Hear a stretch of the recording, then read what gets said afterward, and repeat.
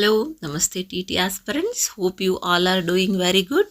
Today we will start the class about direct and indirect speech or reported speech, that is day 18 with Kannada explanation plus practice question and answers.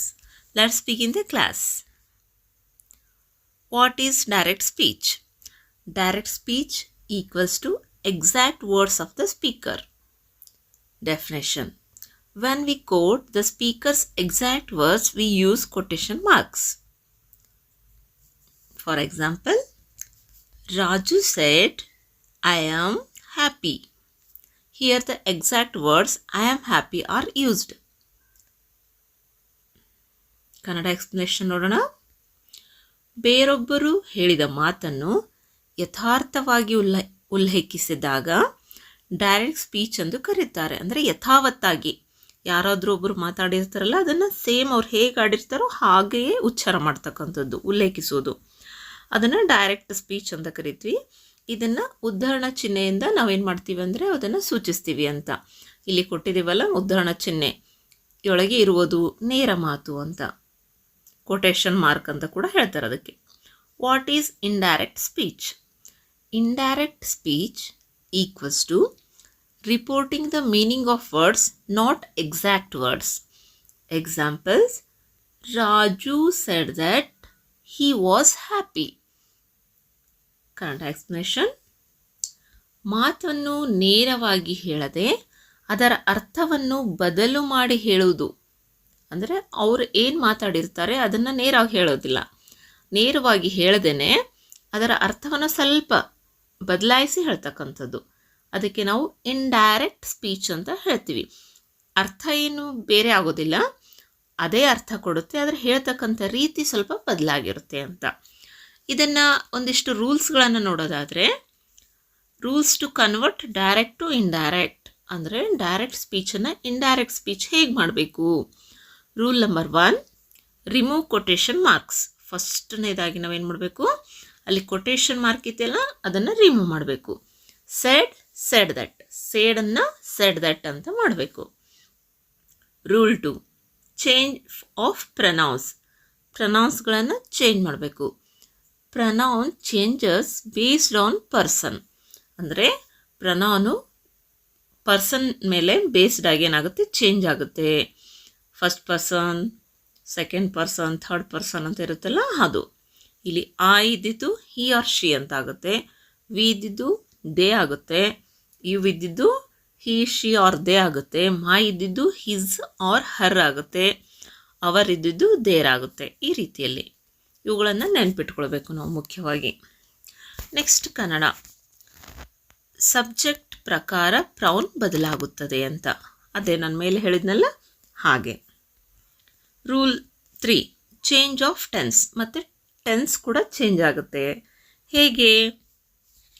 If reporting verb is past tense, said, then direct speech, indirect speech. ಅಂದರೆ past ಟೆನ್ಸಲ್ಲಿ ಇದ್ದಿದ್ದು ಹೇಗೆ change ಆಗುತ್ತೆ? Reporting verb ಏನಾದರೂ past ಟೆನ್ಸಲ್ಲಿದ್ದರೆ present simple, direct speech present simple ಇದ್ದರೆ indirect speech past simple ಆಗುತ್ತೆ. ಇದು ಪ್ರೆಸೆಂಟ್ ಕಂಟಿನ್ಯೂಸ್ ಇದ್ದರೆ ಅದು ಪಾಸ್ಟ್ ಕಂಟಿನ್ಯೂಸ್ ಆಗುತ್ತೆ ಇಂಡೈರೆಕ್ಟ್ ಸ್ಪೀಚು. ಮತ್ತು ಪ್ರೆಸೆಂಟ್ ಪರ್ಫೆಕ್ಟ್ ಇದ್ದರೆ direct speech, indirect speech past perfect ಆಗುತ್ತೆ. ಮತ್ತು ಡೈರೆಕ್ಟ್ ಸ್ಪೀಚು ಪಾಸ್ಟ್ ಸಿಂಪಲ್ ಇದ್ದರೆ ಇದು ಪಾಸ್ಟ್ ಪರ್ಫೆಕ್ಟ್ ಆಗುತ್ತೆ. ಈ ರೀತಿಯಾಗಿ ವಿಲ್ ಇದ್ದರೆ ವುಡ್ ಆಗುತ್ತೆ, ಕ್ಯಾನ್ ಇದ್ದರೆ ಕುಡ್ ಆಗುತ್ತೆ, ಮೇ ಇದ್ದರೆ ಮೈಟ್ ಆಗುತ್ತೆ ಅಂತ. Rule number 4, time and place change. ಇಲ್ಲಿ ಡೈರೆಕ್ಟ್ ಮತ್ತು ಇಂಡೈರೆಕ್ಟಲ್ಲಿ ಟೈಮ್ ಮತ್ತು ಪ್ಲೇಸ್ ಹೇಗೆ ಚೇಂಜ್ ಆಗುತ್ತೆ ಅಂದರೆ, ನೌ ದೆನ್ ಆಗುತ್ತೆ, today that day, yesterday the previous day, tomorrow the next day, here there, this that, these those. ಈ ರೀತಿಯಾಗಿ ಬದಲಾವಣೆಗಳನ್ನು ನಾವು ನೋಡ್ತೀವಿ ಅಂತ. Types of sentence in reported speech. Reported ಸ್ಪೀಚಲ್ಲಿ ಸೆಂಟೆನ್ಸ್ಗಳ ಒಂದು ಟೈಪ್ಸ್ಗಳನ್ನು ನೋಡ್ತಾ ಹೋಗೋಣ. ಸ್ಟೇಟ್ಮೆಂಟ್ಸ್. ಆಲ್ರೆಡಿ ನಾವು ಒಂದು ಟೈಪ್ಸ್ ಆಫ್ ಸೆಂಟೆನ್ಸಸ್ ಅಂತ ಒಂದು ಕ್ಲಾಸ್ ಮಾಡಿದ್ದೀವಿ. ಅದರ ಲಿಂಕ್ ಬೇಕಾದರೆ ನಾನು ಡಿಸ್ಕ್ರಿಪ್ಷನ್ ಬಾಕ್ಸಲ್ಲಿ ಹಾಕಿಟ್ಟಿರ್ತೀನಿ, ನೀವು ಬೇಕಾದರೆ ನೋಡ್ಕೋಬಹುದು. ಸ್ಟೇಟ್ಮೆಂಟ್ಸ್. ಸೆಡ್ ದಟ್ ಅಂತ ಆಗುತ್ತೆ. ಎಕ್ಸಾಂಪಲ್, ಡೈರೆಕ್ಟಲ್ಲಿ Sita said I am tired. Indirect speech, Sita said that she was tired. Questions. Said, asked, or inquired. Example. Direct. He said, where do you live? Indirect. He asked where I lived. ಇಲ್ಲಿ question ಮಾಡೋದು ಹೇಗೆ, question ಮಾಡೋದನ್ನು direct ಇದ್ದಿದ್ದು ಇಂಡೈರೆಕ್ಟಲ್ಲಿ ಹೇಗೆ ಮಾಡಬೇಕು ಅಂತ. Note. No question mark quotation ಅಂತ. No that word order, subject before verb. Yes no questions use if, whether. Direct. She said, do you like tea? Indirect. She asked if I liked tea. She asked if I liked tea. ಇದು yes or no questions.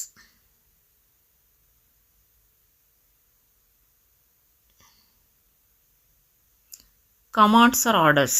Use told or order plus to ಅಂತ. Direct. Teacher said sit down. Indirect. Teacher told me to sit down. ಅಂದರೆ ಇದು order ಕೊಡ್ತೀವಲ್ಲ, ಆ ಒಂದು types of ಸೆಂಟೆನ್ಸಲ್ಲಿ ಇದನ್ನು ಹೀಗೆ ಹೇಳಬೇಕು ಅಂತ. Request. Use requested plus to. ಅಂದರೆ ಇಲ್ಲಿ ಡೈರೆಕ್ಟನ್ನು ಇಂಡೈರೆಕ್ಟ್ ಮಾಡಬೇಕಾದ್ರೆ ರಿಕ್ವೆಸ್ಟೆಡ್ ಅಂತ ಮಾಡಬೇಕಾಗುತ್ತೆ. ಡೈರೆಕ್ಟಲ್ಲಿ he said please help me. ಇಂಡೈರೆಕ್ಟನ್ನು ಮಾಡಬೇಕಾದ್ರೆ he requested me to help him. he requested me to help him ಅಂತ. ಸೊ ಇಲ್ಲಿ ಗಮನಿಸಬೇಕು, ಇಲ್ಲಿ ಕೊಟೇಶನ್ ಮಾರ್ಕನ್ನು ತೆಗೆದಿದ್ದೀವಿ, ಆಮೇಲೆ ಸೇಡ್ ಅನ್ನೋದು ಕೂಡ ತೆಗೆದಿದ್ದೀವಿ. ಎಕ್ಸ್ಕ್ಲಮೇಷನ್ಸ್. ಎಕ್ಸ್ಕ್ಲಮೇಷನ್ಸಲ್ಲಿ ಏನು ಮಾಡಬೇಕು? Use exclaimed with joy or sorrow or surprise. Direct. She said wow what a surprise. ಇಂಡೈರೆಕ್ಟನ್ನು she exclaimed with surprise that it was a great surprise. ಅಂದರೆ ಇಲ್ಲಿ ಎಕ್ಸ್ಕ್ಲಮೇಟರಿ ಸೈನ್ ಅನ್ನು ತೆಗೆದು ಎಕ್ಸ್ಕ್ಲೇಮ್ಡ್ ಅನ್ನೋದನ್ನು ಹಚ್ಚಬೇಕಿಲ್ಲಿ, ಅಷ್ಟೇ ಡಿಫ್ರೆನ್ಸು. ಮೋರ್ ಸಾಲ್ವ್ಡ್ ಎಕ್ಸಾಂಪಲ್ಸ್ಗಳನ್ನು ನೋಡೋಣ. Direct. She said I am reading. Indirect. She said that she was reading. ಇಲ್ಲಿ ಸಿಂಪಲ್ ಪಾಸ್ಟ್ ಇದ್ದಿದ್ದು ಏನಾಗ್ತಾ ಇದೆ, ಸಿಂಪಲ್ ಕಂಟಿನ್ಯೂಸ್ ಇದ್ದಿದ್ದು ಪಾಸ್ಟ್ ಕಂಟಿನ್ಯೂಸ್ ಆಗ್ತಾ ಇದೆ ಅಲ್ವಾ, ಅದು. Direct. Ravi said I bought a book yesterday. Indirect. Ravi said that he had bought a book the previous day. ಅರ್ಥ ಅದೇ ಕೊಡುತ್ತೆ, ಆದರೆ ಹೇಳ್ತಕ್ಕಂಥ ರೀತಿ ಬದಲಾಗುತ್ತೆ. Direct. Mohan said I will call you tomorrow. Mohan said that he would call me the next day. Direct. She said do you know English? Indirect. She asked if I knew English. Direct. Father said don't waste time. Indirect. Father told me not to waste time. Practice questions with answers.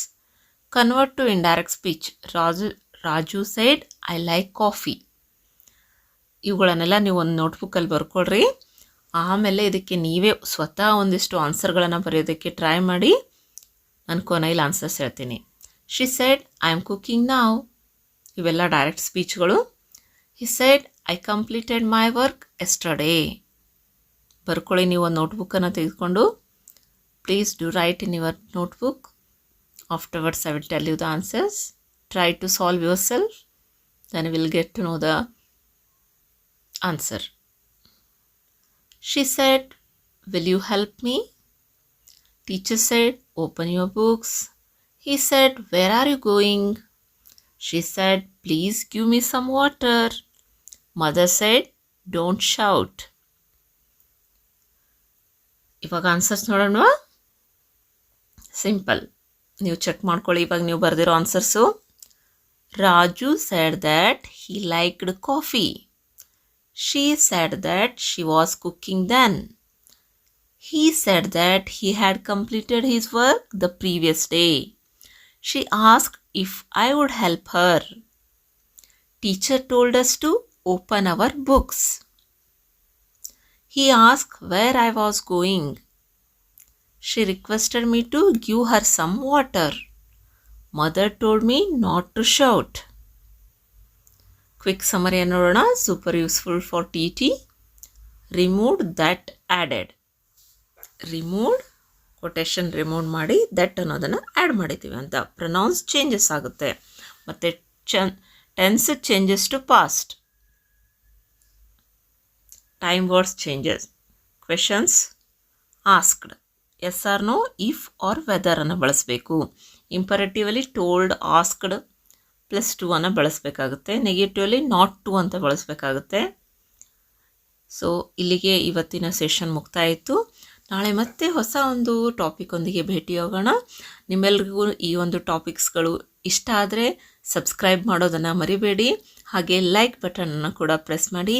Please do subscribe to our channel. Don't forget to press the like button. Thank you for supporting us. Please tuning to our channel. Thank you one and all.